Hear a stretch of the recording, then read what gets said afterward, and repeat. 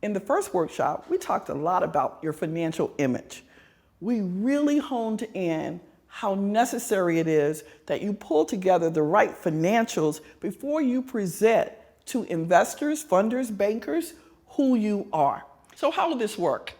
Well, we've created some exciting workshops for you. You need to watch all 3 workshops in order to qualify to apply for the contest. In addition, you must be a minority women-owned business and you need to be certified. However, we do understand that certification can sometimes take 30 to 90 days. Therefore, we will accept a provisional certification, Odyssey's own application. Fill it out, get it notarized, and get in the process. Do you really get $25,000? What are the strings attached? If you win, you get $25,000 in cash on Thursday, May 25th at the Odyssey Network Business Retreat, where the 3 finalists will be chosen and brought down to pitch live in front of our audience. For those of you that don't win, don't fret. You know I have additional contests coming, and this prepares you for other pitch contests that are being presented both in our community and around the world. So listen, Keys to Success is my baby. It's me putting my money where my mouth is. It's me collaborating. It's me helping to uplift another woman and help her expand. How can I thank the Coca-Cola Company for their incredible commitment to women everywhere? What an incredible goal to try and help 5 million women by the year 2020, and they're well on their way. I am so happy and really excited. Get your pencil and paper ready, and let's get started. In this workshop, we're gonna talk about, well, show me the money. What's out there? What are the funds that are available that you can apply for? The first thing I wanna tell you is there are some creative ways to get money. We will not allow you to just think about traditional bank loans or lines of credit. There are numerous ways that you can help fund your business. We're going to be up close and personal with Gayla from the Harriet Fund and Michael Bill, who just received several rounds of investments. Show me the money. That's the reason most of you are on here. We've got a great list of resources and those who are willing to invest in you. We also plan to show you some creative ways to get funding. And last but not least, we'll teach you how to boost your chances and get noticed in a very crowded field. Certification is a surefire way to demonstrate that you're here and you mean business. Gayla Jennings O'Byrne left Wall Street to launch and start an impact investment fund. Gayla, you left that Wall Street job making all that money to create a fund? I did, and I get up every day happy to do so. Women of color in particular are so entrepreneurial, and I wanted to be a part of it. But the thing that really made me say this is the time to do it is the data. Project Diane was a report that showed 10,000 venture capital deals had been done. So 10,000 startups received funding. Only 24 of those were Black women. Stop right there. No. The numbers can't be right. So 10,000 companies got funding and only 24 were Black women. What about Latino women? Not much better. Wow. Not much better. And this data is from when? This was last year this report came out. So you take that data, so 24 women were worthy of venture capital funding, and you put that next to an American Express report that shows that there are 4 million Black and Latino women-led organizations, and they generated $150 billion in 2015. Okay, I still cannot control my facial expressions because we generated 150 billion and probably a lot of jobs came with that. Absolutely. Because we hire in small cities, inner cities, rural areas. Women were net job creators, and men have lost jobs since 2008. And yet, minority women, particularly Black women, got 24 investors. Wow. Exactly. So now I know why you started your fund. Tell me what your fund does. Sure. It is an early stage equity investment firm. So we look at pre-revenue, early stage startup companies, particularly in the tech and tech-enabled space. and we provide them with that critical capital. So oftentimes the friends and family, the crowdfunding is just not there for us in the way that we need it to be. And yet there's not someone there who's specifically focused on this population. So we said, we're going to focus on them. We're going to get the capital to them so that they can grow and build their companies. Wow, incredible. How's the fund doing?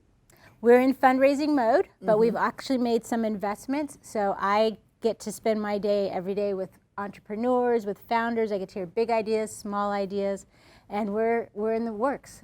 But I will say that it's been, I can share the pain that the women themselves, the entrepreneurs, feel in trying to raise money, because I'm doing it as well, but I'm doing it on their behalf. So. Got you. So, quick question. A lot of folk, this is the sexy space. I got money from an investor, I got money from a fund. That's the upside. What's the downside to coming to a fund like yours or any fund requesting expansion capital? Yeah, I'd say the number one downside, and maybe I'll rephrase it, the number one thing to think about is that you in some ways are losing control or you're inviting another chef into the kitchen.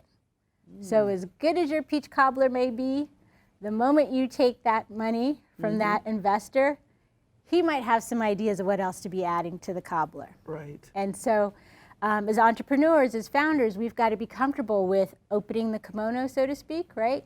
We've got to be comfortable with advice. We've got to be ready to pivot if we need be. So I would say that's probably the biggest eye-opener that people have. And investors are doing this to make money, right? They want their dollars to perform. So this isn't grants, this isn't charity. This is a business transaction. So. And I have to tell you, one of the reasons I've never gone to a fund like yours is I am a control freak. I cannot imagine taking direction. I do from my team, but having to do so based on an investment. This is a good idea, but you have to understand what you're getting into. Absolutely. And that's something I always say to people too is know who the investors are that you want at the table with you. Right? There's a lot of dollars out there, but you want people that are also advocating and championing for you. And so that's, I think, actually one of the competitive advantages that I have of being a venture capitalist and launching this fund is that I'm really championing for women entrepreneurs. Very right? nice. I'm just doing it with capital because I know they can make that capital perform and that they can grow their companies. Wow. Tell me last thing, Yeah. what do you look for in somebody that you guys are going to invest in? 4 things come to mind that I look for every time. The founder. People invest in winners. We need to know that they are going to not only have a big idea and a vision, but they can actually execute on that idea. And that they themselves are, I hate to use the phrase, but coachable, right? That they can take advice, that they can pivot, right? The idea today could look very different in 2 years. And so are you willing to pivot and take advice if need be? So founder, and that sort of leads also to the other people side of this, which is the team, right? Can you pull together, you may be a rock star, but can you bring other rock stars so that now you have a real band, right? And are they working together? That's really critical. I think those are the first 2. And then and just 2 more that I really want to make sure people think about is market opportunities. Big ideas solving big problems is what's going to get people attracted and excited. And with that, if it's a existing market, you got to be able to defend and compete like heck, right? So really having big ideas and really solving problems for people. And then third is traction. Like, it's so interesting. I was talking with a founder the other day and was falling in love with the idea and was, just, sort of cheering along with her. And then I said, so will people pay for this and what would they pay? And she hadn't actually talked to any customers. So how do you get out and engage? How do you build a community? How do you get traction and momentum and know that it's something that people are going to want to pay for? So in our do your homework section, I mean, this is great stuff because a lot of people come to me and other people and say, I have a great idea. But you're saying if you can't execute, if you're not flexible to evolve, and what my company is now is not what we were 18 years ago. We've had several companies. And if you don't have a great team, And a great team, if you're sitting out there and you say, but it's only me, it's about leading that team as you build it, right? Yeah. You don't have to walk in the door with 9 people working, but they have to see the confidence in you that you can build and lead a team. Absolutely. And I love that you said people are looking for scalability these days. It's really important in the media age that we live in. Well, we wish you a lot of luck. You know I'm one of your big supporters. And I think people seeking money is as important as people creating the funds. Gayla, tell me why it's called the Harriet Fund. Inspired by Harriet Tubman. Wow. She took people on a journey literally to freedom, and we want to take people on a journey that's an economic one. Very nice. Well, hopefully she's going to be on the $10 or $20 $20 bill soon. And I hope that your fund skyrockets like the support for her did. Thank you for coming by. Much appreciated. Happy to. I know this section is of utmost importance to most people. Who has the money? So don't worry. We'll go through this a little fast, but located on our website, you'll find a resource list of funders, tools, and programs that you can access. The first source I want to discuss is traditional bank loans. Believe it or not, women are still having a bit of a tough time getting traditional bank loans and lines of credit. This is due to many of the banks have not come out of the freeze. They're still looking for great credit, assets, and your ability to back that loan up. But if you are doing several $100,000 worth of business in a bank, several $1 million worth of business in a bank, you need to demand personal attention. Make sure you're banking with a bank that doesn't have to send everything to a call center. Make sure that you put your money where you can have a personal relationship with a loan officer, a business specialist, or even just get to know the bank manager themselves. Many banks are so big today, applications are sent centrally, and they don't really get a chance to know who you are. It's tough to get a line of credit. It's tough to get a bank loan. It can be done if you make sure you make your money work for you. So let's talk about crowdfunding. Crowdfunding is new and sexy and exciting, and that's where other people come together to help fund your idea. It can be a quick way for small amount of monies to help kickstart a restaurant, a daycare, anything along those lines. However, beware.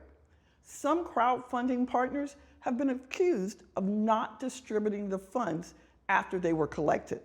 Do your homework. Make sure the crowdfunding site or partner you pick has a track record of distributing the funds and not just using your name and your cause.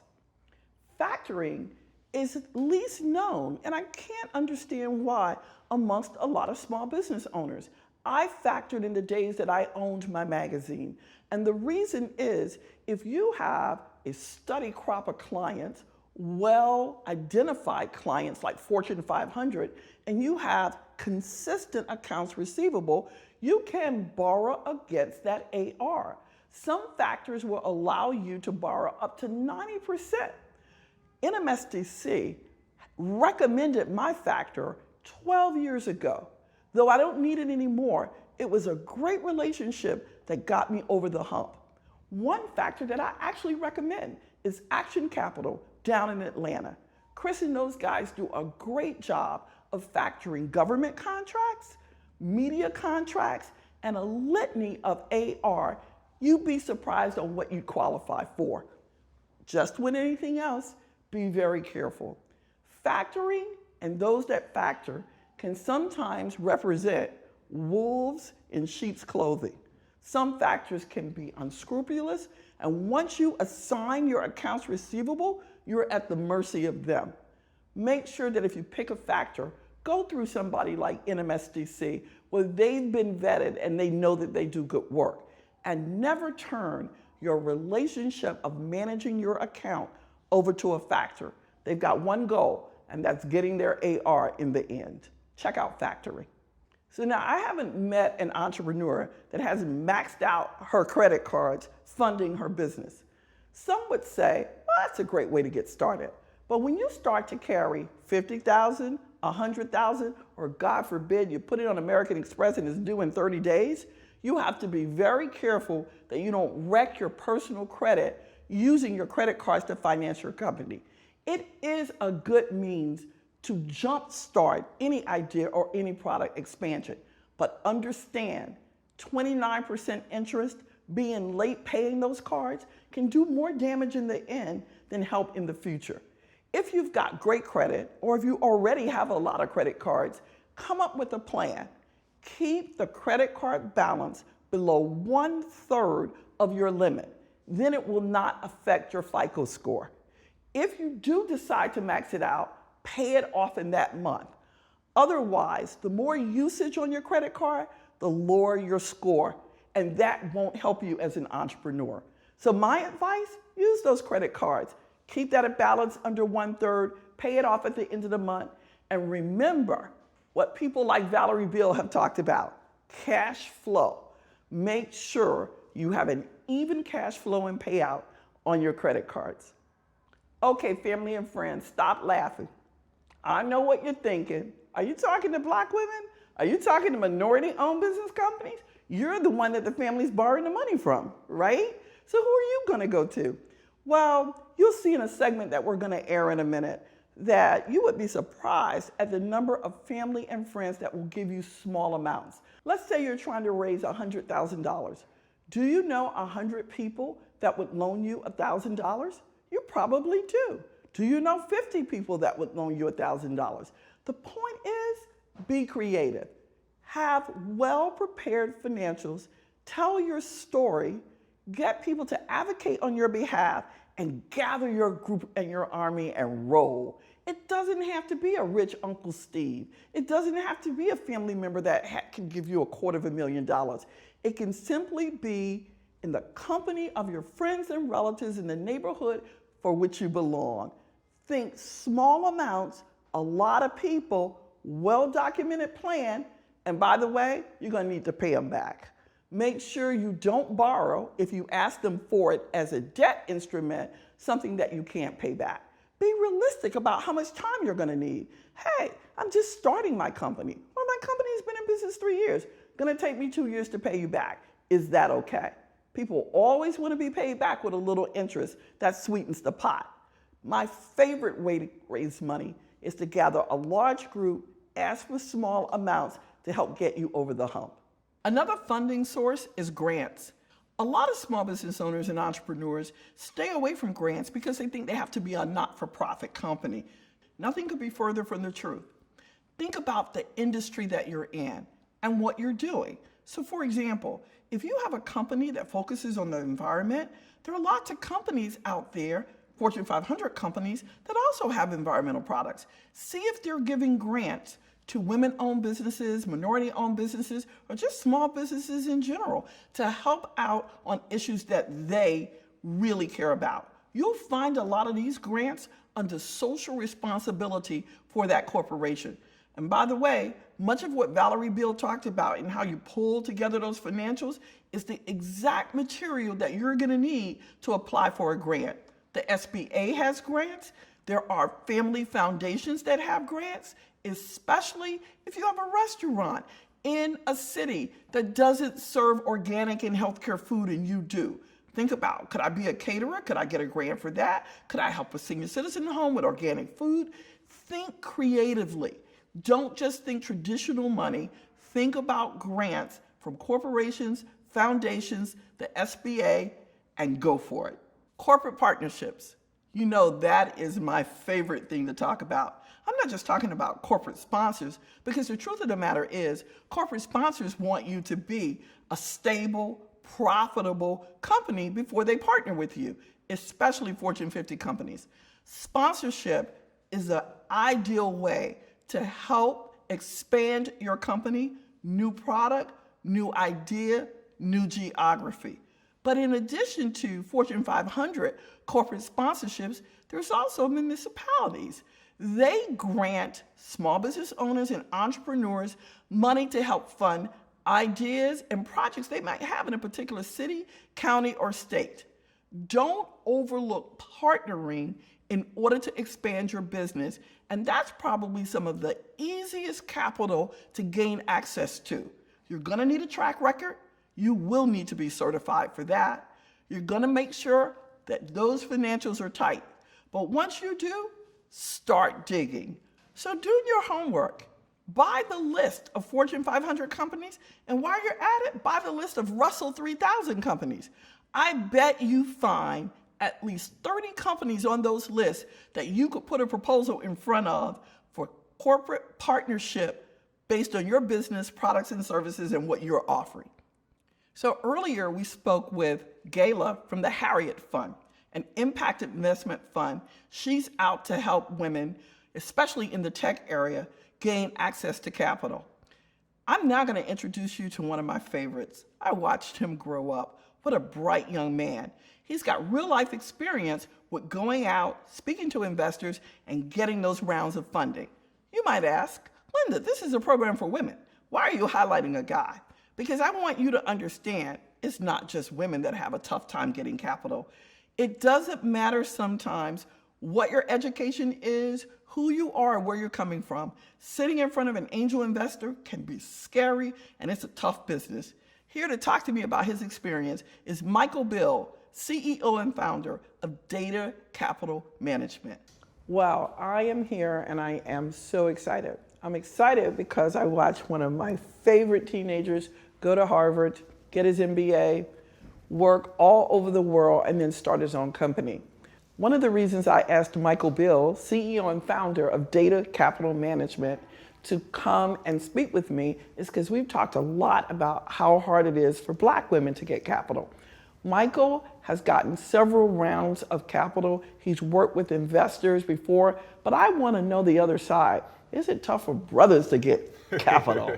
Michael Bill, welcome. I'm very excited to be here. I've watched Odyssey Media grow and have a tremendous impact on women's lives over the last couple of 10, 20 years. Right. And I'm really honored that you believe that some of my words may be able to help your audience. Absolutely. I'm really proud of you, and I know that enthusiasm is coming out. Michael, how tough is it to pull together your financials, to tell your picture, tell your story, and get folks to give you money? It's the hardest thing, right? And that's really what differentiates a successful business from an unsuccessful business. It's actually not that hard to have an idea. Mm-hmm. What's difficult is to turn an idea into something tangible. And then what's very challenging is to actually have other people believe in that idea. And wow. So when you think about capital raising, I think that a lot of people just think about it as, can I go get some money? But it's really about, does your idea or does your business deserve to exist? And if you're the only one who believes that, people should really buy this service or invest their time into it, well, it's unlikely to be very scalable. Okay, you got to stop right there. I love that. So tell me that again. You're saying other people have to believe like you believe before they give you the money. What gets people to believe in your idea? What do you have to do? Well, I'll give you an example. For one, I say that when I walked into a VC's office, it's the scariest moment in your life, because if they say yes, it changes your life. But if they say no, it feels like they called your baby ugly, fat, and stupid, right? And so really where I look at it is that many people come and they say, my objective is to get capital. That's never been my objective. My objective is to build a great business that is going to transform the world.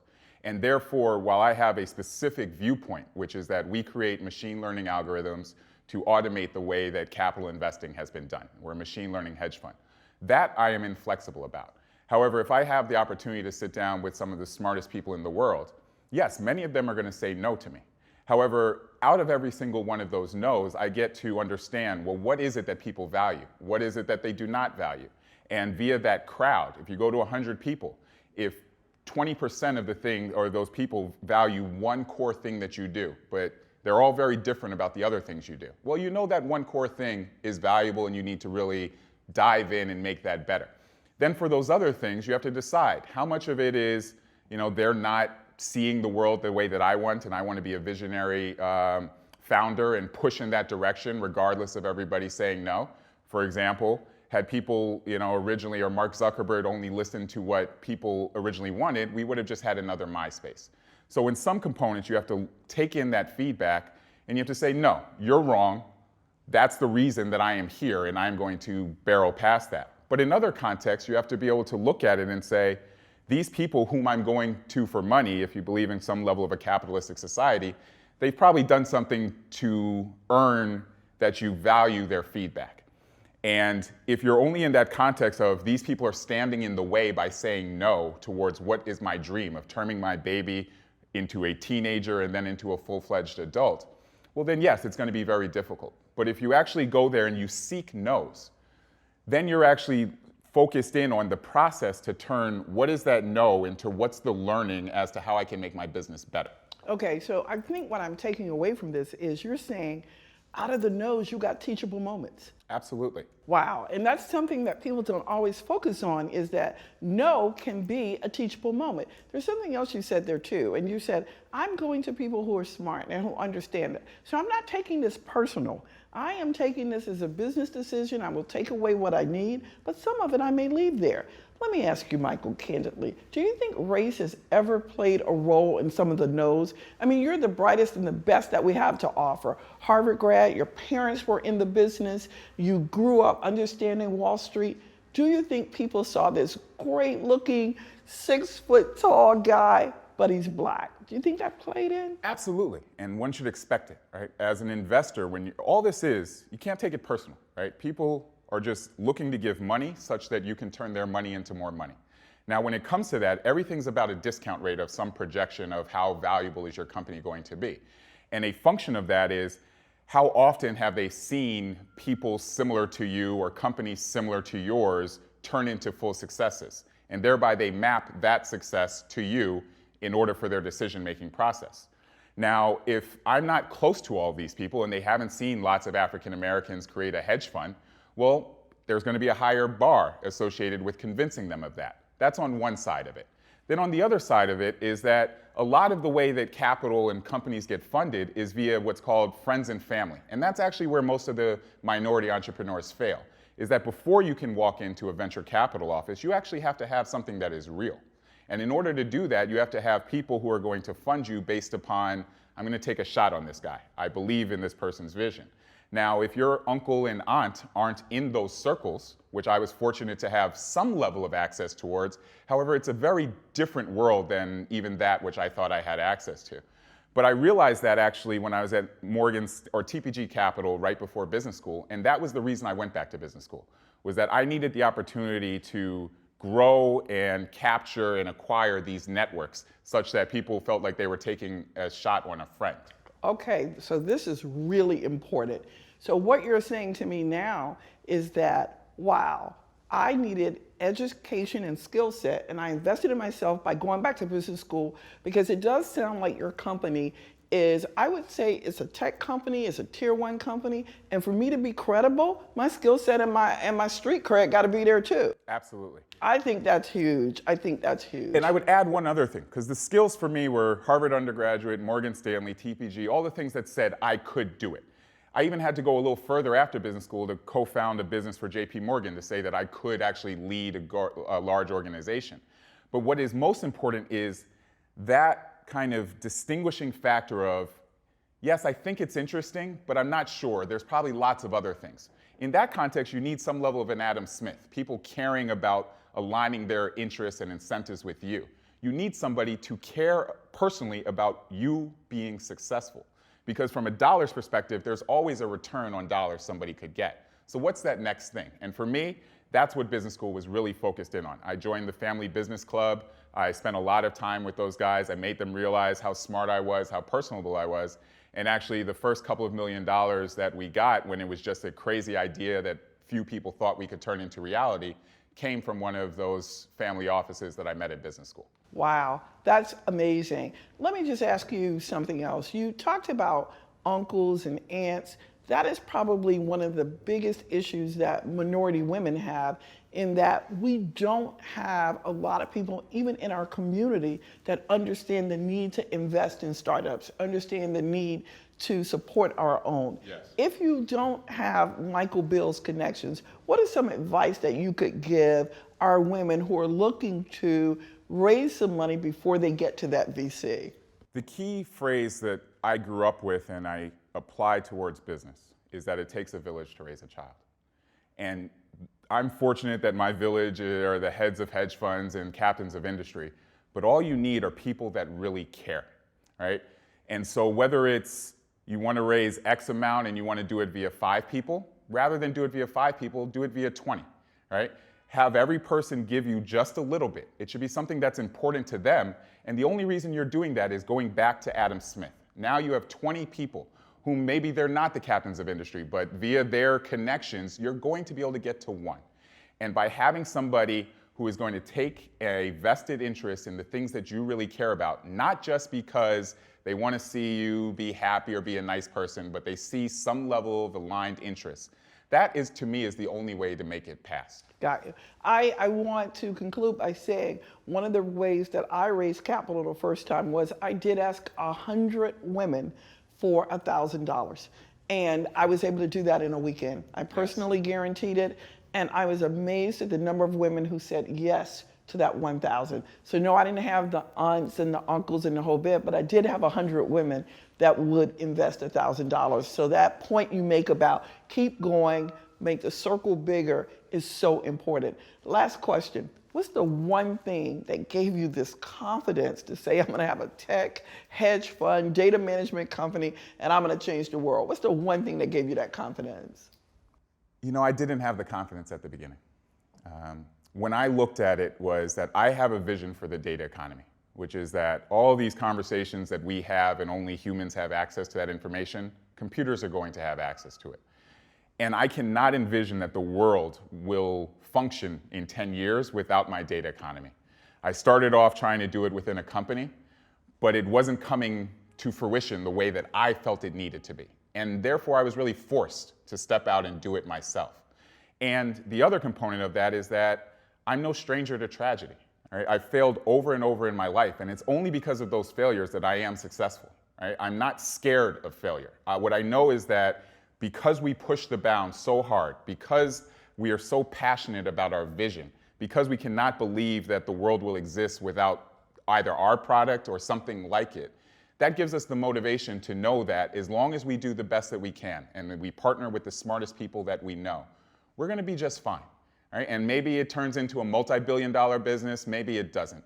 But as long as you give it your all and you focus on the fact that without tragedy, there is never a triumph. That gives us the confidence to every day get up, to understand that our highs are going to be much higher than it would be at a normal company, and our lows are going to be much more depressing than they otherwise would be. But in general, because we're incredibly smart, we're humble, and we've really paid our dues. Everybody on our team has a PhD or an MBA. We really do believe that as long as we continue to accept that out of every tragedy, there is a key learning, and that we have our organization be nimble enough that we take those learnings and do not eschew them and believe that we know better than those people, and rather we incorporate them into making our business what it needs to be, then I have the faith that things are going to work out the way that they're supposed to. I'm ready to invest in your company. I think you're going to be great. And I'm just so proud. Look at you. You're all grown up. Congratulations, well, Michael thank you very much. Absolutely. Thank you. Thank you. Much appreciated. All righty. Hi, I'm Linda Bradley Dunn here again with my really good friend and colleague, Candace Waterman, Vice President of Operations at WeBank. Candace, just right up front, why is it important for women to be certified? It is important for women to be certified because it opens the doors to numerous opportunities. Corporations and government agencies really look to do business with women. However, they want to know that they're authentic women-owned firms. Right. And that is exactly what WeBank does, is authenticates them just as such. Wow, that's a really good point. People want to know that you are who you say you are, right? Absolutely. So what's the process for being certified? Is it this mystical, long process that people think it is? Well, it is mystical. However, it's not as long as people think it is. It's a two-part process. There's a paper process, and then there's a site visit. So during the paper process, we want to look at items within your business. Let's look at your balance sheet and income statement. Are you who you say you are? If you're an LLC, we need to look at your operating agreement. If you're a corporation, we want to look at your bylaws. We're looking from a paper trail perspective. Does the woman have final legal authority over her firm? Doesn't mean she has to be what I call CEO, Chief Everything Officer, but she has to have the destiny of that firm needs to flow up to her and down through her. Now, why is that important? So say, for instance, you're in business with your husband. So when you say, does she have destiny over that firm, legal authority, that it is a female-owned, women-owned company, why is that important?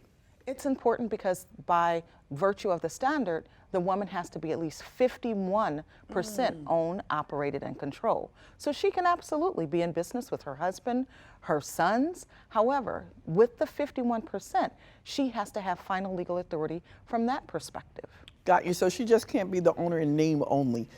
Absolutely not. It has to go beyond pro forma. And that's the second part of the process, the site visit. As I tell a joke in the office, I can put on the paper that I'm Halle Berry. I clearly have the haircut for that. But when you come and sit down with me, you know I'm Candace Waterman. Right. And that's because you're going to come sit down with me. We're going to talk about the business.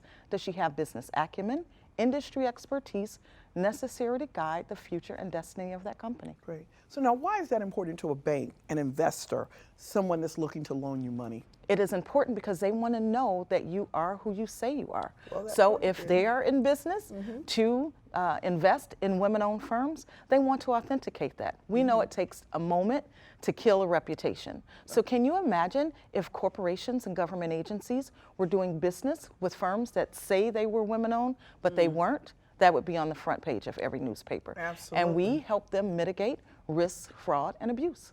How expensive is it to get certified? It's on a sliding scale, so it depends on your revenue. So it can be anywhere from $350 to $1,200, just depending on how involved your company is, again, the revenues of your firm. I want to just say, you know, I'm certified. And the one thing that certification did for me, it made me pull everything together. It made me go back and do almost an audit of myself to make sure that I had all the correct paperwork. Well, we know that investors look for certification. We know that banks look for certification. What's the benefit just to the woman for going through the process? And how long does it take? The process takes about 60 to 90 days, depending on how much she has her information ready and available. And the benefit is making certain that you are who you say you are and in having access to all of the opportunities. We know that there are a plethora of programs out here ready for women to do business. It is laying and leveling the playing field for women in business. However, you want to authentically say who you are and then be that. And then that way you can have opportunities available to you. So Candace, this has been great. One last question. Do you help people through the process of being certified? We absolutely do. There is a fine line between informing and coaching, and we're definitely on the informing side of the line. But we will assist a woman-owned firm so that she can understand what documents she needs, what she needs to provide us with those documents, and ask any questions that she may have. We also do a how to get certified webinar. So you can learn how to get certified, what documents you need, even before starting the application process. Oh, that sounds great. Yes. I'm really happy that you stopped by. And I want everybody out there to hear this. There are alternative funds for women who are certified. And organizations like WeBank not only run webinars and teach you how to do it, but they can help you get certified. You need to invest in yourself and make sure that if you qualify, you should certify as a minority women-owned business. Candace, thanks for stopping by. Much appreciated. Thank you for having me and for Absolutely. all you do. You've heard a lot of useful information about funding sources and how to get certified. Now for a few pitch points. Know your financial position. This will allow you to determine what types of funding sources are available to you. Determine your needs. You must know what your financial needs are in order to secure enough funding for your business. Decide which funding source is right for you. Just because it's available doesn't mean that you should take advantage of it. Apply for certification. This will open up a lot of opportunities with organizations that require it. Thank you for joining Odyssey Media's Keys to Success, powered by the Coca-Cola Company's 5x20 initiative. Be sure to watch all 3 episodes to get the most out of our business coaches and to qualify for our $25,000 business pitch competition. The contest is open to minority women-owned businesses that are at least 3 years old. Pitch submissions will be accepted through midnight Eastern Daylight Savings Time on Friday, May 5th. We're looking for all sorts of businesses. Service, product, blended, so give it your best shot. Complete the online application and be sure to send it to us before the deadline on May 5th. Additional information can be found on our website, odysseymc.com. That is www.odyssey, M as in media, C as in company.com. I'm Cheryl Walker Robertson, Executive Vice President of Odyssey Media. Thank you so much for watching.